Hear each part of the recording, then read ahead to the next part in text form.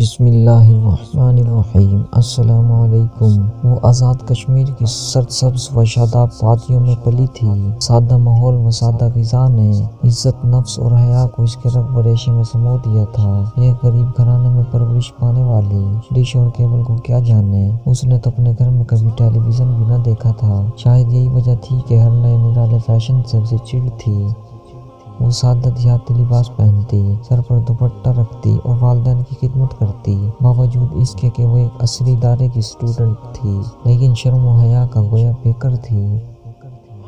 کیا عصری ادارے کا اسٹوڈنٹ ہونا کوئی بے حیائی و فحاشی کی علامت ہے؟ نہیں تو ہرگز نہیں۔ فنون حاصل کرنے سے کون منع کرتا ہے؟ جتنے چاہو حاصل کرو۔ علوم کے بجائے فنون کا لفظ میں نے جان بوجھ کر استعمال کیا، کیونکہ علم تو وہی جسے اس ذات نے علم کہا ہے کہ جس کے علم کے ساتھ اگر سارے عالم کے علم کا موازنہ کیا جائے تو ہی اس سے بھی اگر نچلے درجے کا کوئی لفظ میرے پاس ہوتا تو کہہ دیتا، اور وہ ہے دین کا علم۔ باقی تو سارے ہیں ہی فنون۔ آمنہ ان فنون پڑھنے والی لڑکیوں میں سے نہیں تھی جو حیا و پاک دامنی کو خیر بات کر کے مغربیت کو مشرقیت پر ترجیح دیتی ہیں، جن کو دیکھ کر اکبر آبادی کی یہ ربائی یاد آتی ہے۔ وہ صبح اٹھتی، والدین کے لیے ناشتہ بناتی، اس کے بعد نقاب میں منہ چھپائے اسکول کی طرف روانہ ہو جاتی۔ اسکول سے واپسی پر تھوڑا بہت ٹائم ہوم ورک میں صرف کرنے کے بعد دوبارہ گھریلو کاموں میں مگن ہو جاتی۔ یوں اس نے والدین کی خدمت کے ساتھ ساتھ میٹرک بھی کلیئر کر لی۔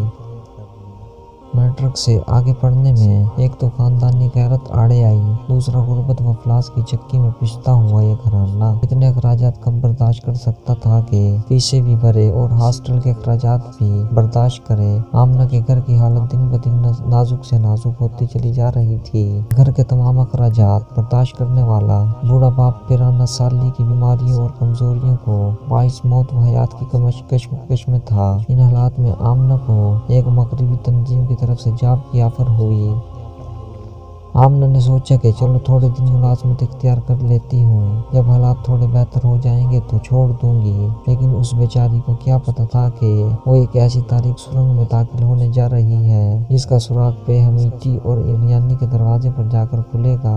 آمنہ نے ملازمت جوائن کر لی اور ڈیوٹی پر حاضر ہونا شروع کر دیا۔ ایک ہفتہ گزرا تھا کہ NGO کا ایک اجلاس ہونا طے پایا۔ چنانچہ آمنہ ڈیوٹی پر پہنچی تو اسے ایک تھیلا تھما دیا گیا کہ آج ہمارا چونکہ اجلاس ہے اور اس میں ہر کارکن کے لیے یونیفارم ضروری ہے، لہٰذا تم بھی یونیفارم پہن کر آ جاؤ۔ آمنہ نے تھیلا کھول کر جو دیکھا تو اس کی آنکھیں پھٹی رہ گئیں۔ اس نے ٹیبل لگی طرف گھومتے ہوئے تھیلا اس پر رکھ دیا اور بڑے بے باکانہ انداز میں کہا کہ میں پینٹ شرٹ ہرگز نہیں پہنوں گی۔ آرگنائزر نے اسے سمجھانے کی کوشش کی، لیکن جب وہ کسی طرح بھی نہ مانی تو اس نے کہا کہ اچھا ایسا کرو کہ تم یہ وردی پہن کر دیکھو، اگر تمہیں پسند آئے تو ٹھیک ہے ورنہ اتار دینا، اس میں تو کوئی برائی نہیں ہے۔ آمنہ واش روم میں جا کر یونیفارم پہنتی ہے۔ ایک شریف عورت کو کب گوارا تھا کہ وہ ایسا ادب سے عاری لباس پہنے، لہٰذا فوراً اپنا سادہ لباس پہنا اور واپس آ گئی۔ آرگنائزر کی نگاہیں آمنہ پر مرکوز ہوئی۔ جی آمنہ، کیا فیصلہ کیا؟ ایسا نیم عریاں لباس ہرگز کوئی شریف عورت نہیں پہن سکتی، نہ ہی میں اسے پہنوں گی، آمنہ نے بے دھڑک جواب دیا۔ آرگنائزر کے چہرے پر مسکراہٹ نمودار ہوئی، ساتھ ہی یہ الفاظ منہ کے پردہ سماج سے ٹکرائے کہ آمنہ اب تو تمہیں یہ لباس پہننا ہی پڑے گا۔ آمنہ پر ایک سکتہ طاری ہو گیا اور وہ بے حس و حرکت رہ گئی، آرگنائزر کے چہرے کو تکے جا رہی تھی۔ اس سادہ لوگوں کو کیا خبر تھی کہ واش روم میں باقاعدہ پروٹوکول کے تحت نصب شدہ کیمرے نے اس کی تصویر آرگنائزر کے کمپیوٹر پر منتقل کر دی ہے، جنہیں وہ کھلی آنکھوں سے دیکھ رہی تھی۔ اب کمرے میں ہو کا عالم تھا۔ آمنہ کو دل کی دھڑکنیں معمول سے ہٹ چکی تھی۔ نیم عریانی پسند ہے یا عریانی؟ آرگنائزر کی آواز نے کمرے کے سکوت کو توڑا۔ آمنہ نے بہتری کی کوشش کی کہ ضبط کرے، مگر موٹے موٹے آنسوؤں کی لڑی اس کے رخساروں پر یوں بہہ پڑی۔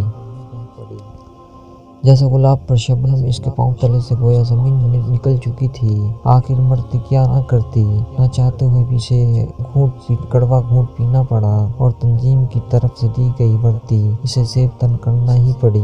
آمنہ کی آنکھیں مارے شرم کے اوپر نہیں اٹھ رہی تھی۔ وہ آمنہ جو کبھی عزت کی بلندیوں پر ہوا کرتی تھی، آج ذلت کی ڈھلوانیں اس کا مقدر بن چکی تھی۔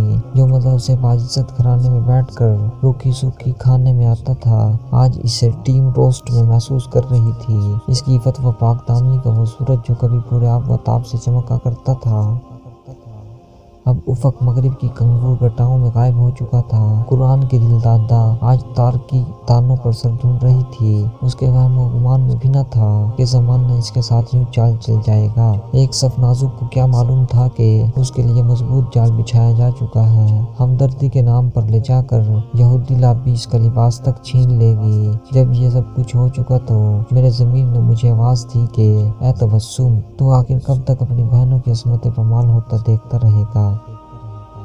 کیا یہ لگی ہوئی آگ ایک دن تیرے گھر تک نہ پہنچ جائے گی؟ یہودی نے ہمیشہ کے لیے تیری ایک بہن کو تجھ سے جدا کر دیا اور تیرے دفاع کی شریانوں میں جبش تک نہ آنے پائی۔ اب تو کچھ شرم کر، اور کچھ نہیں تو کم از کم اہل اسلام کو اتنا تو بتا دے کہ سونو مغرب میں جا کر ہمیشہ سورج ڈوبا نہیں کرتا ہے۔